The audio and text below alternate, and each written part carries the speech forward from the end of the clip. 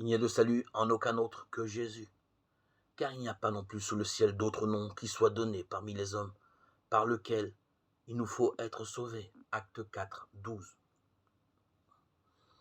Une dame me dit un jour, je fais suffisamment de choses en m'occupant des autres pour que Dieu reconnaisse mon mérite.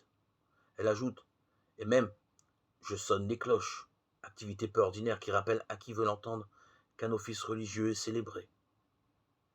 Lorsque la Bible, qui est la parole de Dieu, est ouverte, que nous dit-elle? Quel est son message? Elle nous parle de Jésus-Christ, le seul moyen de salut. Ce n'est pas ce que nous faisons qui nous donne droit au salut. Il est donné gratuitement par Dieu, et celui qui croit au Seigneur Jésus. Les bonnes œuvres ne viennent qu'ensuite. Elles sont le fruit de notre gratitude qui nous donne envie de servir Dieu. Par mes œuvres, je te montrerai ma foi, Jacques 2, 18. Pourquoi nos œuvres ne peuvent-elles pas suffire à nous ouvrir les portes du ciel? Parce que tout ce que nous faisons, même avec les meilleures intentions du monde, est entaché de péché.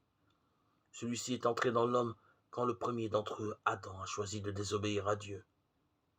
Le péché contamine désormais nos actes, nos paroles, nos pensées. Pour que nous puissions accéder à Dieu, il fallait effacer ce péché en le jugeant. C'est pourquoi Dieu a envoyé son Fils Jésus prendre nos fautes sur lui à la croix et mourir à notre place. Il n'y a donc maintenant aucune condamnation pour ceux qui sont dans le Christ Jésus, Romains 8, 1. Croire au Seigneur Jésus est ce qui sauve.